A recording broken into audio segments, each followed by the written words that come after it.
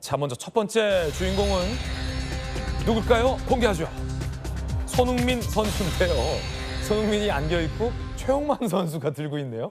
손흥민 선수가 전격적인 토트넘과의 결별을 선언했습니다. 함께 보시죠. 이별을 결심한 이후 떠나기로 결정한 건 오래됐다. 어려운 결정이었지만 유로파리그 우승으로 다 이뤘다. 할 수 있는 건 토트넘에서 다 했다는 거죠. 자, 어디로 가느냐? 향후 거치는 결정이 나면 말씀드리겠다라고 밝혔어요. 세 팀의 기준은 내년 마지막 월드컵에 다 쏟아부을 수 있어야 행복하게 축구할 수 있는 곳이어야 된다라고 여지를 남겼습니다. 손흥민 선수가 스스로 밝혔던 것처럼 10년 전만 해도 영어를 못했다는 거예요. 이 사실도 놀라운데 지금 우리 손흥민 선수 같은 경우는 영어를 그냥 잘하는 수준이 아니라 브리티시 잉글리시 악센트를 영국 시골 애들보다 더 잘한 해리케인보다 영어를 더 잘하잖아요. 그래서 영국 리포터가 해리케인 인터뷰하면 못 알아듣는데 옆에 손흥민이 그걸 번역을 해주고 있어요. 깜짝 놀랐어요. 이렇게 영어도 잘하는 손흥민 선수. 어린 소년에서 레전드가 됐습니다. 함께 보시죠.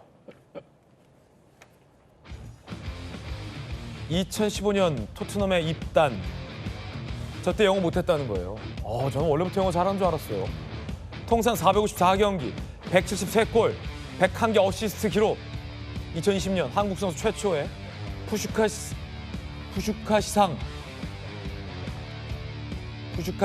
수상. 피파가 가장 멋진 골을 넣은 선수에게 주는 상입니다. 2022년 아시아 선수 최초 득점왕, 토트넘 주장, 유로파리그 우승까지 거머쥐었습니다. 대단한 손흥민. 정치 변호사님. 네네. 손흥민 선수가 자기 스스로 영어도 못했던 소년이 이제 남자가 돼서 떠났다. 지금 누가 보더라도 뭐 상남자 아닙니까? 상남자. 10년 전에 영어조차 못했다. 어떻게 보십니까? 그 10년 전에 독일어는 잘했을 거예요. 독일어는 잘했겠죠. 왜냐하면 그때 함부르크에서 그때도 아주 활약이 대단했죠. 그 10년 동안에 손흥민 선수가 이룩한 업적이 굉장히 많지만 예컨대 푸스카스상 저거 아무나 받는 거 아닙니다. 그 많은 그 골을 중에서 그 해에 있었던 모든 골들 중에서 제일 대단한 골, 그거 거의 뭐 한 80m 드리블 해가지고 넣은 골 아니겠습니까? 거기에다가 제가 봤을 때 이건 아마 우리나라 선수가 깨기 어렵다라고 생각하는 게 득점왕 있잖아요. 득점왕. 그 득점왕 거는 진짜로 우리나라 역사상 최고의 축구 선수가 손흥민 아닌가. 그 다음에 현실적으로 제일 대단하다고 생각하는 거는 EPL에서 역대 통산 득점 순위가 16등입니다. 제가 찾아봤거든요. 역대죠, 이건. 역대. 누적. 여태까지 여태까지 EPL에서 뛰었던 모든 선수들, 뭐 해리케인부터 시작해가지고 다 포함해서 손흥민 앞에는 15명밖에 없고요. 그다음 저는 참으로 안타깝다라고 생각하는 게 손흥민 선수가 은퇴를 EPL에서 했으면 그 16등이라고 한 순위가 10등 안으로도 들어갈 수 있지 않았을까? 그다음에 손흥민 선수가 골인만 잘 넣은 게 아니라요. 어시스트도 많이 했어요. 어시스트도 역대 17등인가 하거든요. 대단하네요. 그러니까 공격 포인트 제가 일일이 다 계산을 해봤는데 아침에 잠이 안 와가지고 손흥민 선수 골이나 하고 그다음에 그 어시스트 한 거 네. 해가지고 공격 포인트를 했더니 역대 13등이에요. 대단하네요.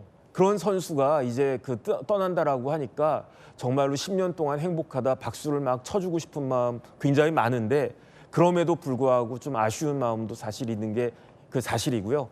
그다음에 손흥민 선수가 내년에 월드컵 미국에서 있거든요. 그 미국에서 월드컵에서 마지막 투혼을 불사른다라고 했으니까 내년에 월드컵에서도 좋은 성적 거두길 바라겠습니다. 10년을 사실은 꾸준하게 한 팀에서 잘하고 우승컵까지 거머들고 주장까지 한다. 그것도 아시아 선수가. 이건 이런 사례가 있을까 싶을 정도로 굉장히 어려운 일이에요. 박 의원님. 예. 그러니까 그 축구가 보통 야구보다도 이 전성기가 짧은 운동이고요. 그럼요. 현재 우리나라 뭐 동시대에서 가장 인기가 많은 모든 스포츠 선수 중에서 가장 인기가 많은 또 선수이기도 하고요. 뭐 그런 뒷면에는 꾸준한 노력, 모든 면에서의 어떤 인성적인 훌륭함 이런 것들이 국민들께 다 감동을 준 결과가 아닌가 생각이 들죠. 네, 자 작별 선언에 이 누리꾼들의 뜨거운 반응도 나오고 있다고 합니다. 함께 보시죠. 소니의 플레이를 지켜본 세월은 영원히 못 잊을 거다. 토트넘 역사상 최고의 7번이다. 한 시대가 끝난다. 역대 아시아 선수 넘버원이다. 라이벌 팀의 선수였지만 그를 싫어하기는 힘들었다. 뭐 현지 팬들의 어떤 얘기도 나옵니다. 나는 맨유 팬이지만 이번 유로파 결승에서 우리가 진 건 이 친구를 위해서 잘 된 일이다. 안티가 한 명도 없는 유일한 선수다. 역대 최고의 아시아 선수. 논쟁의 여지가 없다. 프리미어리그는 손흥민을 그리워하게 될 거다. 라는 얘기도 나오고 있습니다. 극찬이죠. 그러니까 외국인들 팬 입장에서 조규현 변호사님, 그 토트넘을 좋아하든 좋아하지 않든 지난 이 10년간 이 유로파 리그에서 뛰었던 한국 아시아 선수 손흥민에 대한 평가는 동일하다는 거예요. 매우 훌륭하다는 거예요. 그렇죠. 뭐 아시아 선수 중에 이런 평가가 무색하죠. 그렇죠. 그냥 그 EPL 리그의 레전드 오브 레전드 이렇게 표현해도 무리가 아니라고 보여집니다. 저도 개인적으로 손흥민의 토트넘 10년을 시작부터 끝까지 같이 했습니다. 그렇군요. 아무도 알아주진 않지만 그렇죠. 조규현 변호사님은 10년간 함께한 거예요. 거의 모든 경기를 네. 생방송으로 챙겨봤고요. 대단하네요. 아까 그 푸스카스상 그 경기도 생방송으로 보고 아마 그게 새벽이었는지 뭐 하여간 한밤중이었는데 예, 아들하고 이제 같이 보면서 그렇군요. 그 장면을 보고 막 서로 소리 지르면서 껴안았던 이 기억도 있습니다. 대단한 골이었죠.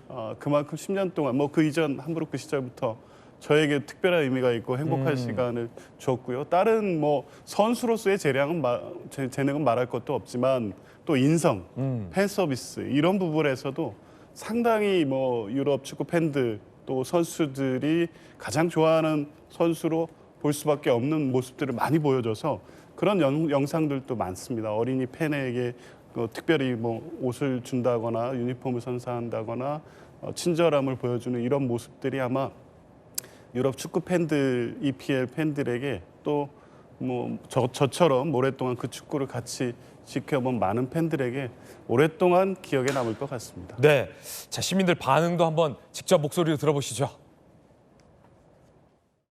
어제 발표를 들었을 때 옛 연인을 떠나보내는 느낌이었어요. 10년 동안 넘는 세월에 그동안 너무 수고하셨고 인터뷰를 딱 보자마자 조금 눈물이 날 뻔했거든요. 지금도 살짝 올라오긴 하는데 어딜 가시든지 정말 행복하시길 바라고. 어렸을 때부터 손흥민 선수 경기를 봐왔거든요. 근데 어제 갑자기 듣고 나서는 마음이 덜컥 내려앉더라고요. 이제는 손흥민 선수가 결정한 거기도 하고 손흥민 선수 항상 응원합니다. 저도. 사실은 우리 많은 이 국민들이 손흥민 때문에 토트넘을 응원했고 박지성 때문에 맨체스터를 응원했던 거였거든요. 자, 손흥민 선수 얘기 한번 들어볼까요? 지난해 7월 발언입니다. 많은 축구 팬분들을 위해서 제가 축구를 하고 있고 또 제가 즐거운 모습을 보여드리고 또 그것을 행복해 해주시는 거에 있어서 정말 너무나도 감사드리지만 축구 팬분들은 저를 좋아해 주시는 분들은 제가 축구를 했을 때 가장 좋아한다고 저는 믿어요. 그래서 그분들을 위해서라도 제가 정말 할 수 있는 한 최대한 오래 할 거고 실망시켜드리지 않을 거고. 지난해 6월에는요 조기 축구장에 등장하기도 했었습니다. 이게 팬 서비스가 손흥민은 대단했습니다. 그렇죠? 들어보시죠. 내가 미안하다. 오, 하하. 인간미. 손흥민 선수 바로 뒤에요. 찍어. 이야, 우와, 이야, 겁나 빨라. 와, 인간인가? 조규현 변호사님 아들 목소리도 들리는데 최홍만 선수가 갑자기 등장을 했어요. 게스트로 참여해서 손흥민 선수를 이렇게 번쩍 안아 올리는 모습도 화제인데 함께 보시죠. 자, 지난 2일 오후 경기 안양 종합운동장에서 열린 토트넘 오픈 트레이닝 행사에 게스트로 참여해서 손흥민 선수를 만나서 이렇게 들어올렸는데 이 최영만도 예전 같지 않아요. 이게 최영만도 예전 같지 않아요. 이게 좀 드는데 힘이 딸려요. 약간 그러네. 예, 이렇게 옛날엔 번쩍번쩍 들어올렸는데 손흥민 선수가 굉장히 좀 부끄러워하고 있는 모습인데 김정호 의원님, 네. 이게 무슨 장면입니까? 최홍만 선수하고 상당히 친분이 있는 것 같아요. 그런 것 같아요? 네, 거기 또 그 경기장에 내려와가지고 저렇게 번쩍 들어올리는 모습 보니까 되게 흐뭇하게 봤는데요. 손흥민 선수가 키가 183인가 아마 그런데 손흥민이 상당히 커요. 네, 꽤 크고 또 다른 선수들도 지금 최홍만 선수 옆에 가니까 굉장히 190 넘는 선수도 작아 보이더라고요. 그래서 저는 서울구치소 가서 윤석열 전 대통령을 번쩍 들고 최홍만 선수가 나왔으면 좋겠다라는 그런 생각도 아니 해봤습니다만 최홍만이 옛날 선수, 같지 않아서 못 들어요. 최홍만 최홍만 옛날 선수 같지 미안합니다. 그런데 또 한편으로는 손흥민 선수가 실력뿐만 아니라 뭐 인성도 또 주장으로서의 품격도 정말 글로벌 스타로 손색 없는 그런 모습을 보여줬고 또 전설이었잖아요. 네네. 그래서 2026년에 이제 월드컵이 아마 마지막 월드컵이 될 것 같다 이런 얘기도 했는데 토트넘이 있는 그 영국의 런던이 한 800만 인구가 된다고 하는데 팀만 해도 6, 7개 되잖아요.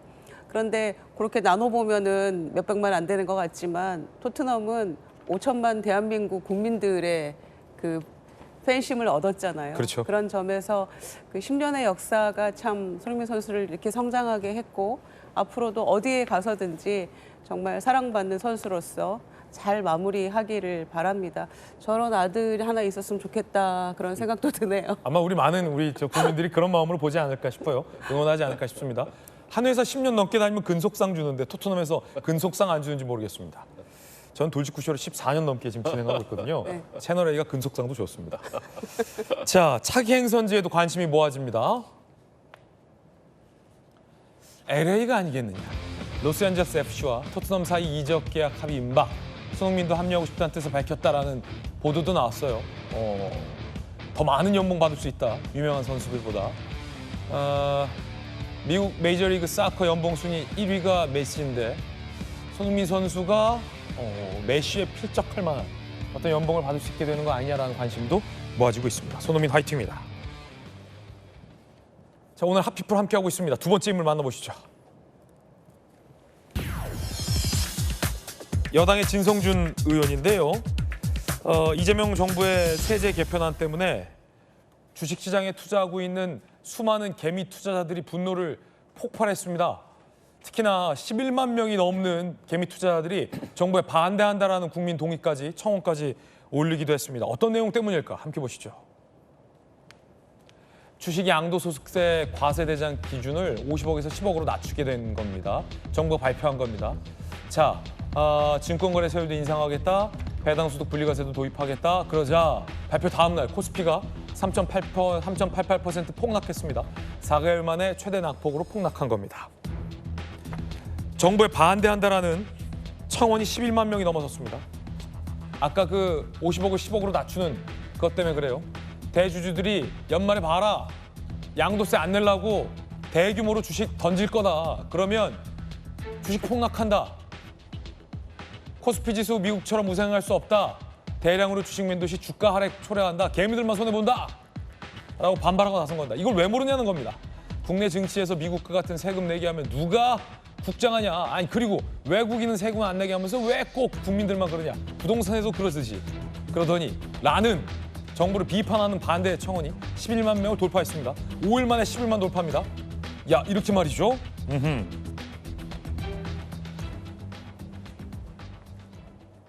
깜짝 놀란 여당. 이렇게 반발이 쏟아지자 우왕좌왕하고 있습니다. 원내대표 말 다르고 정책위 의장 말 다른 겁니다. 김병연 원내대표, 뜨거죠? 10억 대주주 기준 상향 가능성도 우리가 검토할 수 있다라고 밝혔어요. 그런데 정책위 의장 진성준 의장, 야 그렇다고 주식시장 안 무너져. 전혀 다른 결의 얘기를 합니다.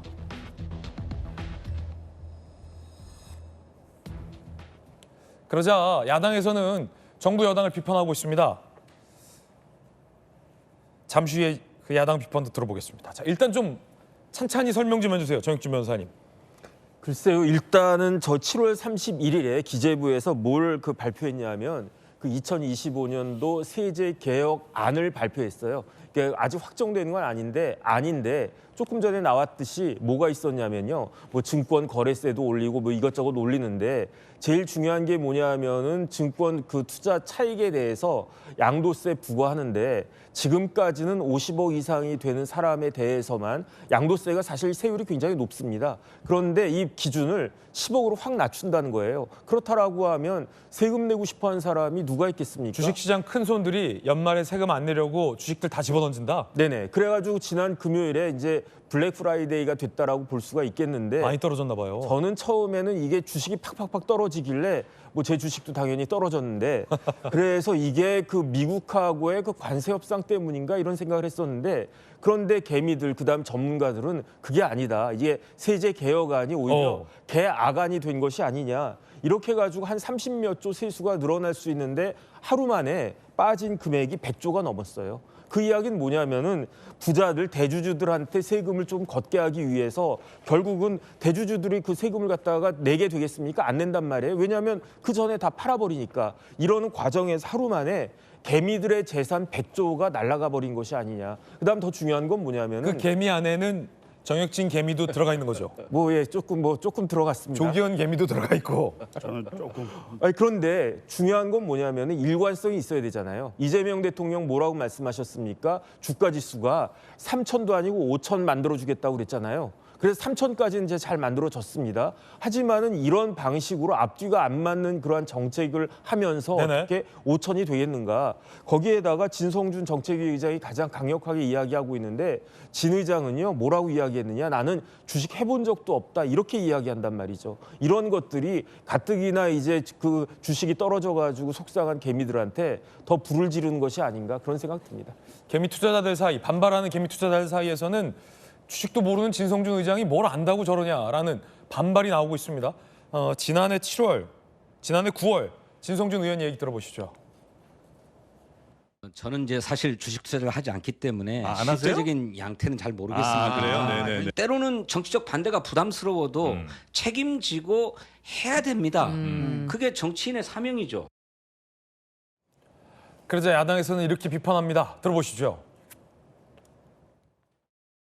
하루 만에 시총 100조 원 날린 주알못 민주당.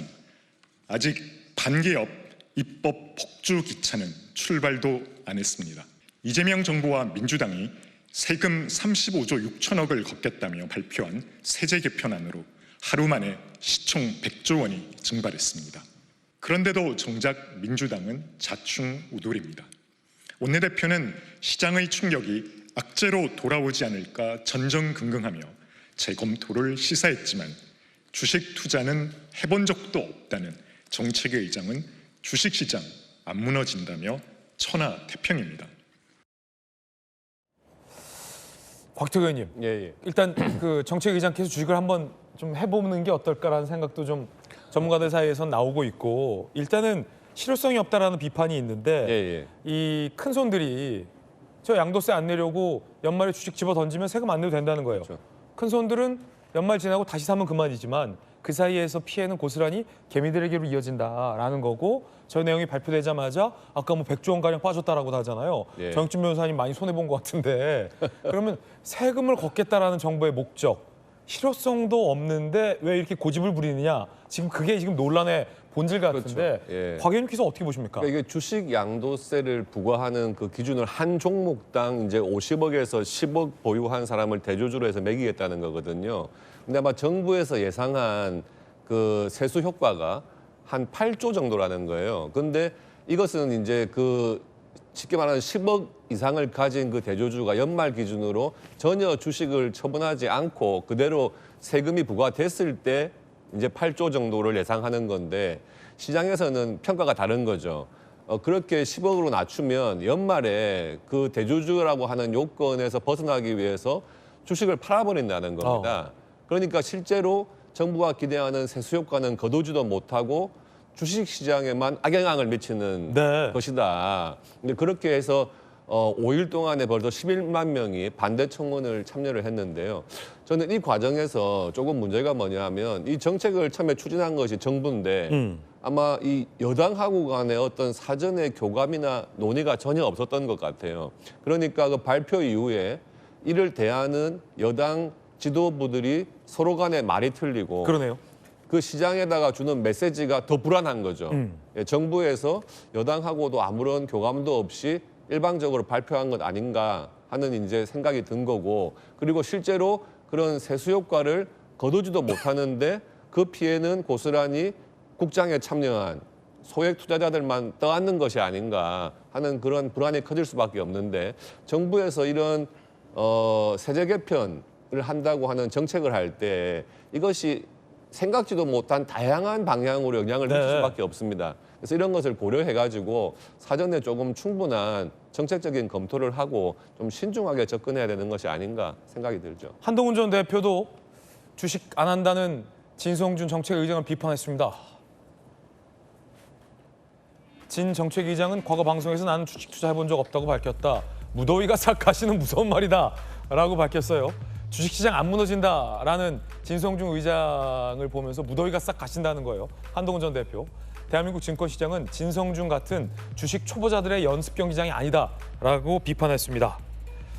자, 야당에서도 계속 맹폭 비판이 나옵니다. 주진우, 진성준 전 의장 만용으로 개미 투자자만 골병, 장동혁, 경제는 실험 대상 아니다. 안철수, 대주주 10억 후퇴로 개미 투자자 뒤통수 맞았다라고 비판합니다. 김희정 의원님. 네. 진성준 의장은 주식시장 이런 걸로 안 무너진다라고 하는데 일단 주식을 좀 한번 해보시고 다시 한번 얘기해 보시는 건 어떨까요? 주식을 안 해보고 저렇게 자신만만해 하시니까 개미 투자자들이 상당히 좀 불안해하는 것 같은데. 일단은 주식시장이 이렇게 이제 떨어진 게 이 세제 개편안 때문인가는 좀 살펴봐야 될 것 네. 같습니다. 왜냐하면은 미국, 중국도 동시에 뭐 이렇게 다 폭락을 했기 때문에 대통령실 이야기처럼 이게 과연 세제 개편안 때문인가 아니면은 글로벌 경제의 불확실성 때문인가 미국, 중국도 마찬가지로 떨어졌기 때문에 이거는 좀 봐야 된다라는 말에 저는 동의하고요. 지난번에 당에서 이제 금투세를 뭐 더 유예할 것인가 폐지할 것인가 뭐 이런 논의할 때도 비슷한 양상이었습니다. 이제 그때는 저희가 뭐 그러네요. 집권 여당은 아니었습니다만은 폐지 쪽으로 이제 최종 결론이 났었죠. 그래서 이것도 좀 당에서 논의가 좀 필요한 사항인 것 같고요. 중요한 거는 이제 정책위 의장이 한정혜 의원으로 바뀌었습니다. 네. 그래서 그 부분은 당내에서 이제 정부 기조와 함께 가는 진성준 정책의장이었잖아요. 네. 그런데 원내대표가 이거 조금 조정이 필요한 건가?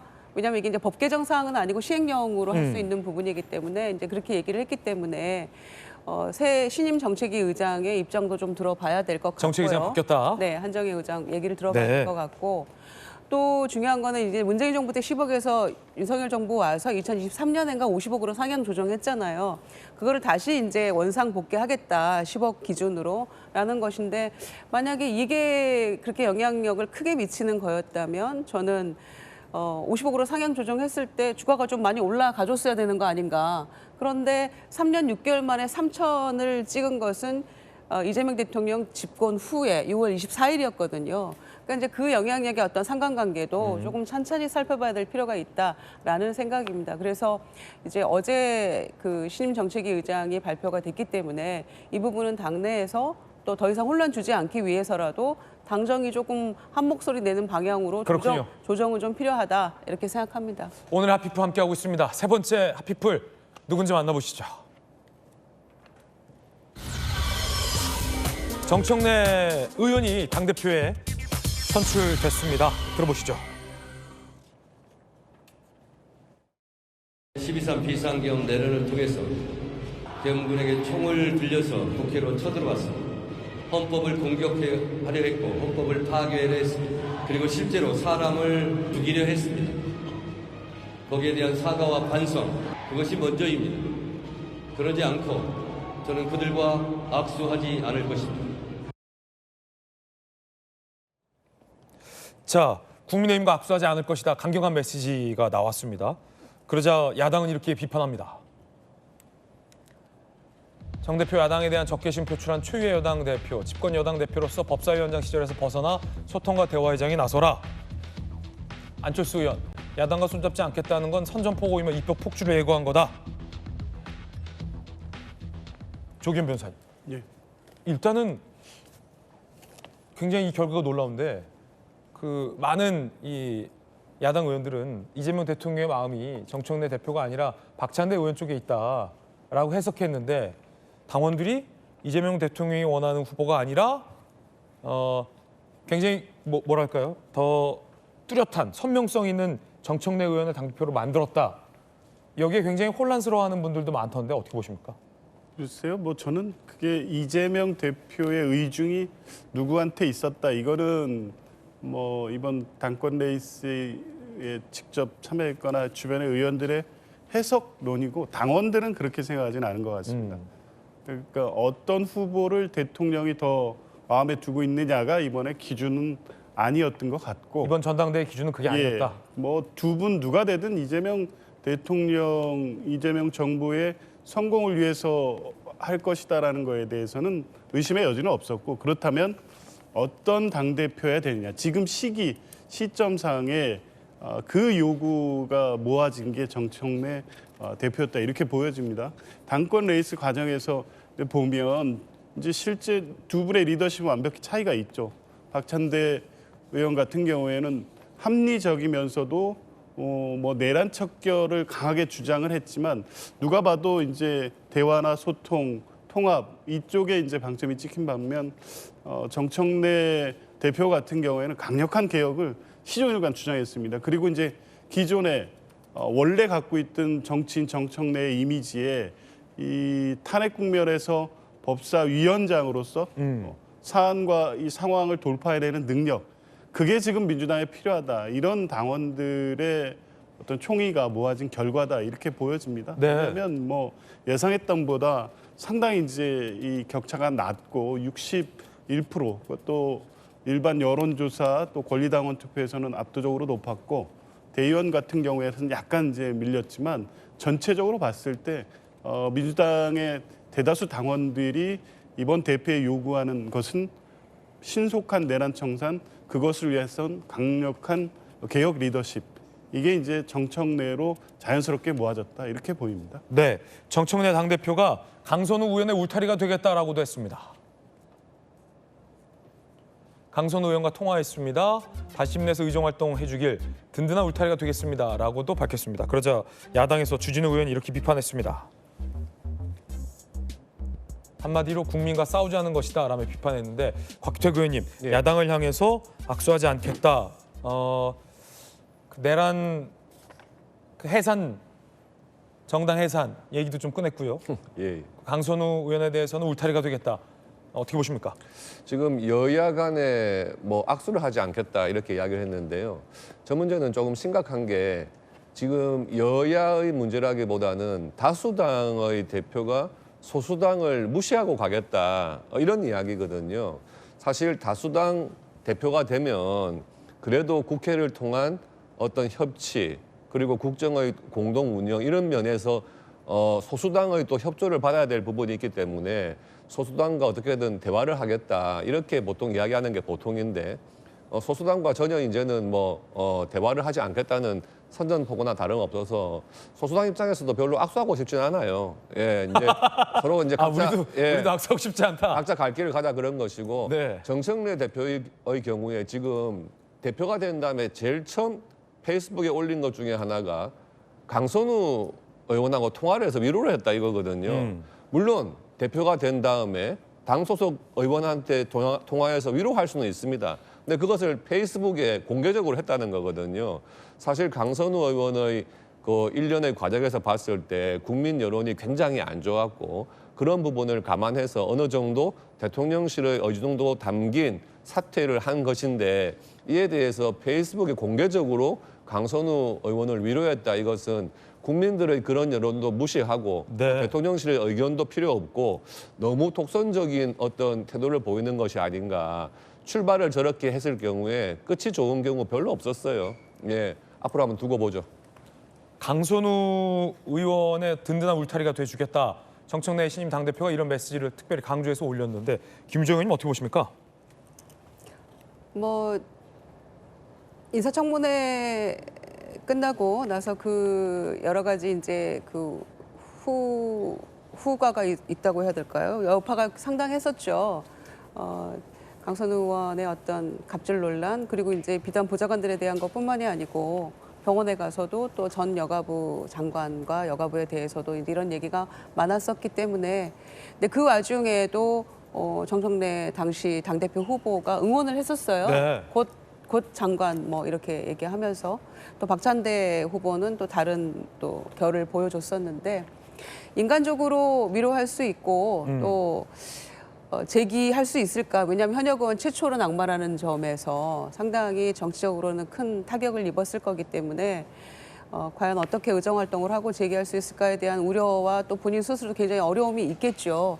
그런 점에서 신임 당대표가 후보 시절과 일관되게 위로하면서 인간적으로 용기 주고 할 수 있다고 생각합니다.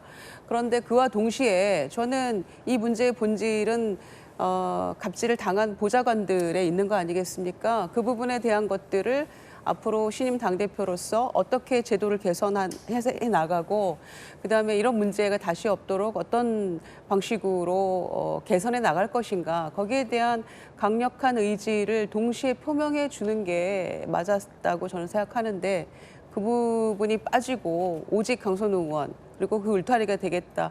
그럼 그걸 보는 보좌관들은 어떤 마음일까라는 생각을 해봤습니다. 정영진 변호사님. 네네.